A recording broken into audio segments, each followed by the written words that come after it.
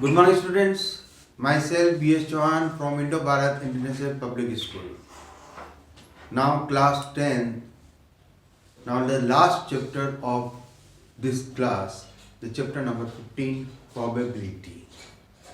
First, we already introduced by probability in class 9. But here, just और आगे बढ़ते हैं probability. Probability we introduce by an example. This is very simple. Suppose we take one coin and toss this coin. Then there are two faces of a coin. One is the head and one is the tail. So what is the probability of a head? So what is the answer? We know that in one coin, one is the head and one is the tail. So probability of head is the 1. So answer is probability of getting head is equal to 1. Total outcomes is 2. So 1 by 2. Similarly, probability of getting second tail. So tail is also 1 by 2. So introduction. Probability, हम एक probability को जो find out करते हैं, कोई भी events, कोई भी experiment आप कर रहे हो, उस experiment और events का एक results आएगा और वो results के लिए हमें क्या results चाहिए, हमें हमारी requirement क्या है, वो requirement बन जाती है हमारी favorable outcomes और वो requirement उस experiment को करने के बाद में कितनी possibilities बनती हैं, उस पॉसिबिलिटी को बनते हैं हम फेवरेबल आउटकम्स. टोटल पॉसिबिलिटीज जो भी आप इवेंट्स कर रहे हो कि ये तो प्रॉपरली ये इवेंट्स तो होना ही होना है, यानी कि ये रिजल्ट तो आने ही आने हैं, लेकिन हमारी रिक्वायरमेंट क्या है, हमें कौन से रिजल्ट्स चाहिए, तो वो हमारे बन जाते हैं फेवरेबल आउटकम्स. तो यहाँ पर मैं जैसे एक एक इवेंट्स का मीनिंग आप समझ ही गए. इंट्रोडक्शन मैंने आपको बता ही दिया है. इवेंट्स और एक्सपेरिमेंट जो भी आप इवेंट्स करते हैं, अगर मैं एक कॉइन को टॉस कर रहा हूं तो दैट इज द एक्सपेरिमेंट. मैं ये एक्सपेरिमेंट कर रहा हूं. आप चाहे फिजिक्स लैब में चले जाइए, चाहे आप केमिस्ट्री लैब में चले जाइए, जब भी आप कोई प्रैक्टिकल करते हैं तो कोई एक रिजल्ट्स फाइंड आउट होता है. तो हम एक्सपेरिमेंट जब करते हैं हमें मालूम है कि ये रिजल्ट्स टोटल रिजल्ट्स ये फाइंड आउट होंगे. हमें क्या रिजल्ट्स चाहिए, उसके लिए हमें क्या करना है, तो वो पॉसिबिलिटीज बन जाती हैं. तो यहाँ पे रैंडम एक्सपेरिमेंट, यहाँ पर हम अलग अलग एक्सपेरिमेंट जब करते हैं तो उनको हम बोलते हैं रैंडम एक्सपेरिमेंट. यहाँ पे मैं एक एग्जांपल बताता हूँ. Second example. Now we take the two coins suppose and two coins toss simultaneously. दोनों को एक साथ जब हम टॉस करते हैं तो क्या पॉसिबिलिटी बनती है. उन दोनों कॉइन के दो फेस होंगे, तो एक फेस ऊपर आएगा. अब उन दोनों फेसेस पे जो एक्सपेरिमेंट्स हैं वो रिजल्ट्स जो हैं वो मे बी दोनों पे हेड भी हो सकते हैं और मे बी फर्स्ट पे हेड और सेकंड पे टेल, मे बी फर्स्ट पे टेल और सेकंड पे हेड, और मे बी दोनों पर टेल भी हो सकते हैं. तो यहाँ पर हम कहते हैं कि टोटल नंबर ऑफ एक्सपेरिमेंट यानी टोटल नंबर ऑफ आउटकम्स कितने हुए. तो हम यहाँ पे लिखते हैं total number of outcomes is equal to 4. Total outcomes 4 हो गए. अब आपको फाइंड आउट करना है favourable outcomes. Favourable outcomes means अगर क्वेश्चन ये पूछा जाता है कि what is the probability of both are head, तो यहां पर आउट ऑफ 4 दोनों पे हेड 1 पॉसिबिलिटी. तो हम फाइंड आउट कर रहे हैं इवेंट्स 1. दोनों पे चाहे आप HS लिखो या इसकी जगह आप लिख सकते हैं PE1. Only 1, so 1 out of 4 ये आपने फाइंड आउट कर लिया. तो रिमेनिंग क्या बना, यहां पे मैंने आउटकम्स बता दिए. आउटकम्स और रिजल्ट्स मीनिंग एक ही बात है और फॉर्मूला मैंने बता दिया PE equal to favourable outcomes and upon total number of outcomes. जैसे हमने यहाँ पे कहा total number of outcomes is 2 जो आपको नीचे लिखना है और ऊपर न्यूमरेटर में आपको लिखना है जो रिजल्ट्स आपको चाहिए. जैसे यहाँ पर हम कर रहे हैं कि हमारा आउटकम्स क्या है, फेवरेबल आउटकम्स ओनली 1 और टोटल नंबर ऑफ आउटकम्स कितने हैं 4, तो वो हमने लिखे नीचे 4. अब जो रिमेनिंग जो नॉट यहाँ पे हम बात करेंगे elementary events, sure events and impossible events and complementary events. यहाँ मैं कॉम्प्लीमेंट्री इवेंट्स के बारे में बताना चाहूंगा। कॉम्प्लीमेंट्री इवेंट्स का मीनिंग हो गया जो इवेंट्स जो आपको नहीं रिजल्ट्स हमें फाइंड आउट करने हैं। जो 1/4 आ गया, अब रिमेनिंग कितने बच गए 1, 2 एंड 3। तो ये जो है इवेंट 2 ये आपका नॉट इवेंट्स हो गया, तो ये 3/4 हो गया, ये सेकंड रिजल्ट्स। इन दोनों को आप ऐड करिए, एक तो वो जो आपको रिक्वायरमेंट है और एक वो जो रिजल्ट्स हमें नहीं चाहिए, नॉट ई।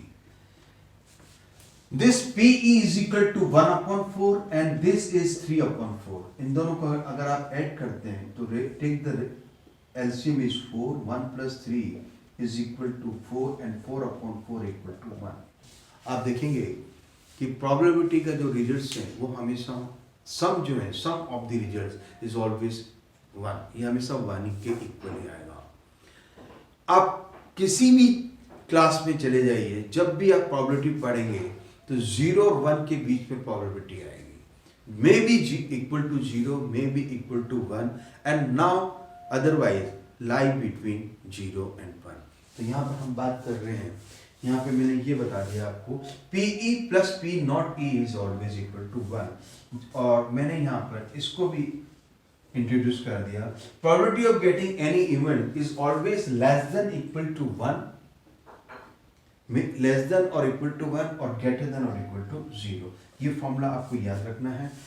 और हम बात करते हैं प्रोबेबिलिटी ऑफ इम्पॉसिबल इवेंट्स। अगर मैं इसी एग्जांपल के साथ चलूं और मैं आपको कहूं कि what is the probability of 3 heads. आप 2 कॉइन को टॉस कर रहे हैं तो देखा जाए तो 3 हेड्स तो कभी आएंगे ही नहीं, तो इसको हम बोलते हैं इम्पॉसिबल इवेंट्स। तो इम्पॉसिबल इवेंट्स की जो प्रोबेबिलिटी होगी वो हमेशा 0 होगी।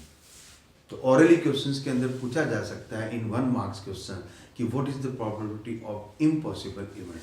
तो so probability of impossible event is always is equal to 0। Probability of getting sure events, sure events अगर हम यहां बात करें कि probability of getting when 2 coins are tossed, then what is the probability of getting head or tail? मतलब या तो head या tail, और may be both are head, may be both are tell.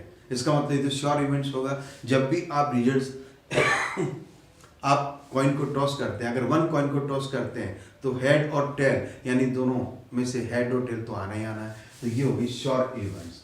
Means हम कहते हैं हेड और tell, तो इसकी प्रोबेबिलिटी हमेशा आंसर होगा 1। तो हमने कहा probability of sure events is always is equal to 1। ये भी आप 1 मार्क के क्वेश्चंस पे याद कर लीजिए। Second thing, sum of the probability of all the elementary event is always is equal to 1। Sum हमने करके बताया था अभी आपको, PE plus P not E is equal to 1/4 plus 3/4 is equal to 1। Sum of probability of getting of elementary events, elementary experiments are always is equal to 1। तो यहाँ पर हमने सम आ गया, इम्पॉसिबल्स और पॉसिबल हमने ले लिया और फॉर्मूला हमने डिस्कस कर लिया, रैंडम एक्सपेरिमेंट आपने बता दिया।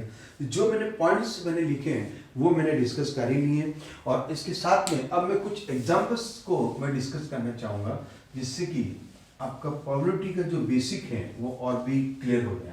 कुछ बेसिक हम 9th क्लास में ऑलरेडी कर चुके हैं, यहाँ पर कुछ आगे चलते हैं और कुछ एग्जांपल्स के साथ में मैं सेकंड एग्जांपल यहाँ लेना चाहूँगा।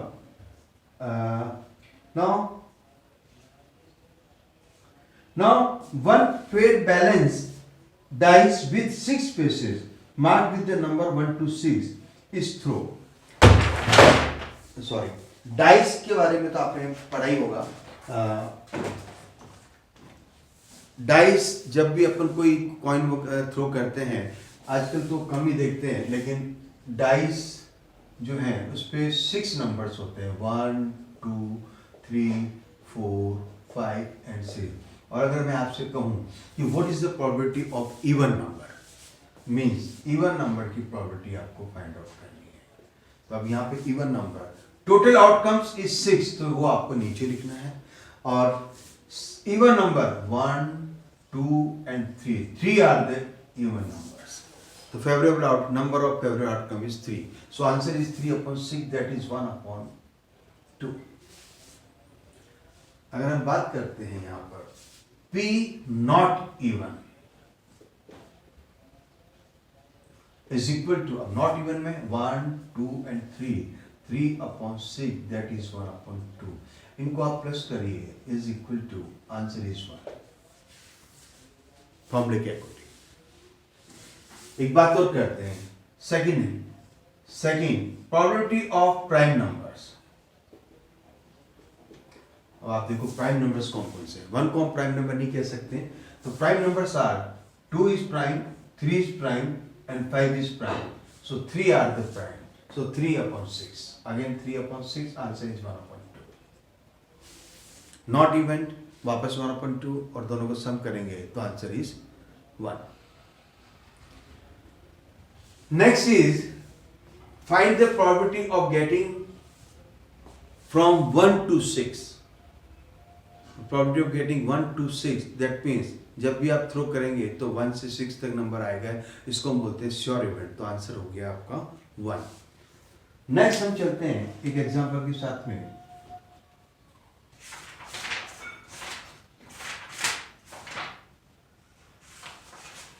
Now my next example is a bag contains 7 red ball, now 7 red and 6 green balls are contained in a bag.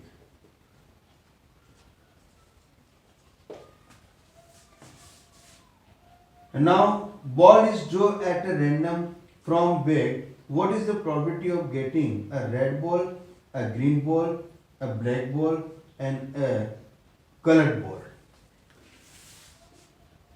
4 questions यहाँ पे पूछे गए हैं। First question is probability of getting red ball. तो now red ball की probability क्या होगी? First find the total number of outcomes. Total number of outcomes यहाँ पे 7 + 6, तो 7 + 6 इज 13 और रेड बॉल जो है वो 7 है, तो प्रोबेबिलिटी आपका फेवरेबल बन गया 7/13। It is the first. Second पूछा गया what is the probability of getting green ball. तो simply green, what is the number of green balls is the 6/13। It is the second. Next find the probability of getting a black ball. So probability of getting black. A black ball इसमें है ही नहीं, that means answer is 0/13, that is 0, is 3. And last probability of getting colored ball. Colored ball means दोनों में colour तो है ही, green और red जो भी है, तो यहाँ पर color ball is equal to, that means 13/13, sure event is equal to 1. It is the answer. यहां पर हम अगर फाइनली ये प्रोबेबिलिटी होगी, इनको प्लस करते हैं तो आपको 13 मिलेगा ही मिलेगा। और अगर आप इम्पॉसिबल और पॉसिबल के साथ चलते हैं तो इनको भी अगर आप प्लस करते हैं तब भी आपको आंसर 1 मिलेगा, और आप इनको प्लस करते हैं तो भी आपको आंसर 1 मिलेगा। ये तो हो गया एक बॉल्स की बेस, बेग पर हम बेग से बॉल को सेलेक्ट कर रहे हैं विदाउट सीइंग, बिना देखे, और उसके साथ में हम प्रोबेबिलिटी को कैलकुलेट करते हैं।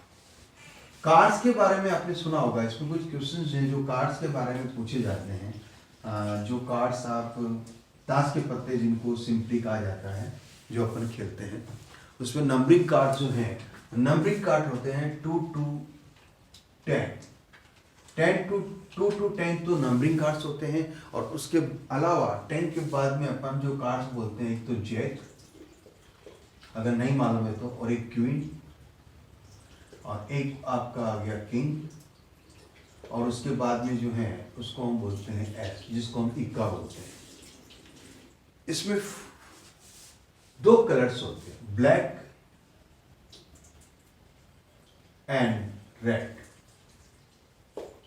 ब्लैक के 13 कार्ड्स और रेड के भी 13 कार्ड्स। 13 प्लस 13 प्लस 13 प्लस 13, इनको प्लस करते हैं तो टोटल 52 कार्ड्स होते हैं। इसके बेसिस पे भी कुछ क्वेश्चंस पूछे जाते हैं, तो आपको सबसे पहले ताश के पत्तों का नॉलेज होना चाहिए, क्योंकि इसके बेसिस पे काफ़ी क्वेश्चंस हैं जो आपको मालूम होने चाहिए। मैं एक क्वेश्चन लेके चल रहा हूँ। अ card is draw from a well shuffled deck. Well shuffled deck का मतलब उसको पीसना, मतलब कि ताश के पत्तों को अपन पीस रहे हैं और उसमें से एक कार्ड को अपन सेलेक्ट कर रहे हैं। Now total 52 card. Now find the probability of getting an S. Getting an S, what is the probability of getting an S? मतलब इक्का। अब कोई भी इक्का, टोटल 4 इक्के होंगे, क्योंकि हर कलर्स में एक इक्का हो गया, एक इसमें इक्का हो गया, एक इसमें और एक इसमें, तो टोटल 4 इक्के हो गए आउट ऑफ 52। तो आंसर इज 4/52। कैंसिल कर सकते हैं अपन इसमें 4 और 52। अगर आप चाहें तो 4 की टेबल में कैंसिल हो रहा है, 4 × 1 4, और ये आपका हो गया 1 and 1/30। नाउ सेकेंड आपसे पूछा जाता है, what is the probability of getting a queen of red? Probability red queen, मैं सिंपली लिख देता हूं।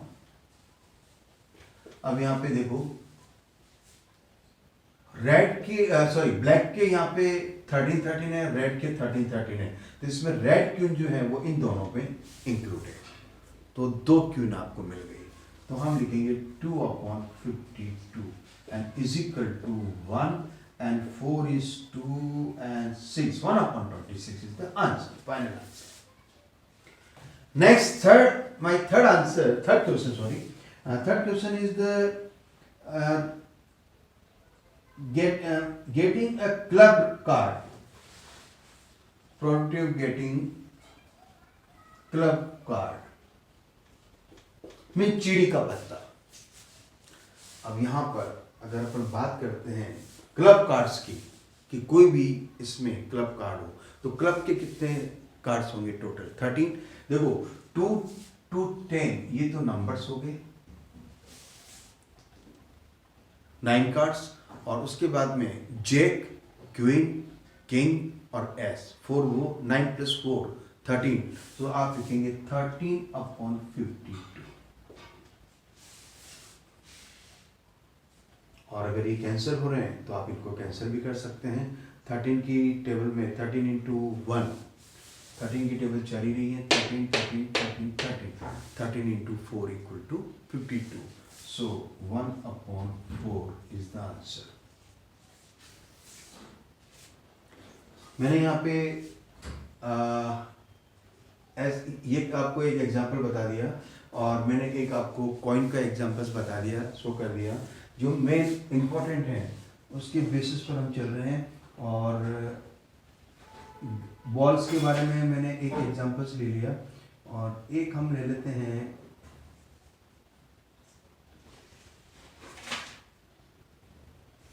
इसमें जो बुक्स के अंदर जो क्वेश्चंस आपके दे रखे हैं वो एक बार आप जरूर देखिएगा। एक अपन 3 कॉइन्स का ले लेते हैं एग्जांपल्स, वो भी इंपॉर्टेंट एग्जांपल्स हैं 3 कॉइन्स के लिए। Suppose we throw at 3 coins simultaneously, 1 2 and 3, और 3 कॉइन्स को अपन थ्रो करते हैं। तो ध्यान से देखिएगा, अगर 3 कॉइन्स को जब आप थ्रो करते हैं तो रिजल्ट्स क्या क्या आते हैं। आप उन रिजल्ट्स को प्रैक्टिकली आप लिख भी सकते हैं। May be all 3 are heads. अब चेंज कैसे करना है, एक एक हेड पर पहले टेल लिखते जाइए। हो सकता है हेड हेड इस पे टेल, और हेड टेल हेड, और टेल हेड, हेड। अब हम दो हेड पे टेल कर रहे हैं यहां पर, तो एक काम करते हैं, head tail tail and now tail tail head and tail head tail. क्या किया मैंने, एक बार एक हेड को मैंने टेल से चेंज किया और एक बार दो हेड पर मैंने टेल लिखा ताकि आप कंफ्यूज ना हो, और एक बार तीनों के ऊपर टेल लिखते हैं तो ये बन जाता है टेल टेल टेल। इसके अलावा अगर कोई रिजल्ट हो तो बताइए मेरे को। 3 हेड्स हो गए, 3 टेल्स हो गए, 2 हेड्स हो गए और यहां पर भी 2 टेल्स हो गए। उसके बाद में ओनली 1 1 के लिए बात करते हैं, तो यहाँ पर 1 के लिए 1 हेड 1 टेल भी आ गया, यहाँ पर ये रहा 1 हेड भी आ गया। तो 1 हेड जो है वो कितने हैं, वो उसके बेसिस पे तो टोटल आउटकम्स कितने होंगे। First right the total outcomes, total number of outcomes, outcomes is equal to 1 2 3 4 5 6 7 8, so total outcomes is 8। तो ये आपके पास में आ गया टोटल आउटकम्स। टोटल आउटकम्स के बाद में अब सपोज आपको फाइंड आउट करना प्रोबेबिलिटी ऑफ गेटिंग 1 हेड या 1 टेल, बात एक ही है, दोनों का सेम ही आंसर आएगा। अब देखो 1 हेड कहां कहां आ रहा है, 1 हेड, इसमें ये नहीं लिखा ओनली 1 हेड, ओनली 1 हेड, तो 1 हेड ओनली 1 हेड भी है और 1 हेड के लिए भी सेम ही होगा। तो 1 हेड एक तो यहां आ रहा है, एक यहां आ रहा है और एक यहां आ रहा है, 3, सो 3/8 इज द आंसर। एक क्वेश्चन में बता रहा हूं, probability of getting at least 1 head. At least 1 head का मीनिंग ये हुआ कि कम से कम एक हेड और मैक्सिमम कितने भी हो जाए। तो अपन एक काम करते हैं, एटलीस्ट 1 हेड कितने हैं 3, और मैक्सिमम यहाँ पे 2 भी है और मैक्सिमम यहाँ पे 3 भी है, तो कितने आते हैं। तो यहाँ पर देखो 1 हेड जिसमें है वही लेना है, 1 2 3 4 5 6 7, सो answer is 7/8 is the answer. इसमें तीनों हेड भी लेने हैं, 2 हेड्स भी वाला काउंट करना है और आपको 1 का भी लेना है। अब यहाँ पे एटलीस्ट 1 टेल भी लिखते हो तब भी आंसर ये आएगा, 1 टेल लिखते हो तब भी आंसर आपका ये आएगा। मैं हेड के साथ चल रहा हूँ, आप टेल के साथ भी इसको सॉल्व कर सकते हैं। तो ये था 3 कॉइन्स के लिए। 2 कॉइन्स का हमने कर लिया, 1 कॉइन का कर लिया, कार्ड्स का हमने कर लिया, और हमने कुछ बॉल्स के एग्जांपल्स कर लिए, ग्रीन बॉल और रेड बॉल के, और हमने बात कर ली इसके। एक बार वापस से मैं बता देता हूँ, इंट्रोडक्शन आपको समझ में आ गया। एक्सपेरिमेंट, जो भी आप एक्सपेरिमेंट कर रहे हैं, जो हम प्रैक्टिकली कर रहे हैं इवेंट्स, जैसे अपने हेड कॉइन्स को टॉस किया, या हमने डाइस को टॉस किया, या हमने कार्ड्स को सफल किया, वो आपका एक्सपेरिमेंट है। साथ में वो करने के बाद भी जो रिजल्ट्स आता है वो रिजल्ट्स हैं। अब हमें रिजल्ट्स के टोटल रिजल्ट्स कितने हैं, वो टोटल आउटकम्स हो गए, और हमारा फेवरेबल आउटकम हमें क्या चाहिए, हमारी रिक्वायरमेंट क्या है, वो हमारा बन जाता है फेवरेबल आउटकम। तो फाइनली फॉर्मूला क्या बना, पीई जो आपको रिक्वायरमेंट है, जैसे यहाँ पे मैंने लिखा P 1 head, P at least 1 head, तो पीई बन जाएगा favourable total number of outcome divided by total number of outcome. ये आपका टोटल एग्जैक्ट फॉर्मूला बन जाता है। और उसके बाद में कॉम्प्लीमेंट्री इवेंट जो है, कॉम्प्लीमेंट्री इवेंट्स यहाँ पे हैं, एक तो इवेंट्स जो आपका फेवरेबल है और एक जो फेवरेबल नहीं है, उन दोनों को प्लस करते हैं तो आंसर इज ऑलवेज 1। तो यहाँ पे कॉम्प्लीमेंट्री इवेंट मतलब ये हुआ, कॉम्प्लीमेंट्री इवेंट्स फॉर एग्जांपल आपने लिखा एटलीस्ट 1 हेड, तो अब इसका कॉम्प्लीमेंट्री क्या होगा, नॉट एटलीस्ट 1 इवेंट। यहाँ लिखा मैंने 1 हेड, तो इसका कॉम्प्लीमेंट्री क्या होगा, जैसे 90 डिग्री अपन एंगल्स की अपन ज्योमेट्रिकल जाते हैं, complementary angles, what is the complementary angles of 40 degree. तो हम क्या करेंगे, 90 में से उसको माइनस करेंगे, 90 - 40 इज इक्वल टू 50 डिग्री। तो कॉम्प्लीमेंट्री इवेंट्स क्या हुआ, यहाँ पे कॉम्प्लीमेंट्री इवेंट जो इवेंट्स नहीं है, नॉट इवेंट, तो यहाँ पर suppose complementary of this one is P not E। These both are is called complementary events.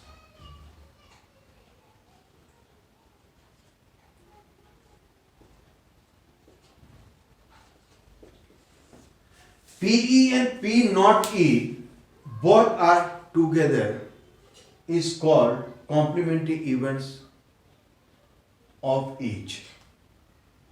This event is the complementary of this one and this event is complementary of this one. And sum of these two is always equal to 1.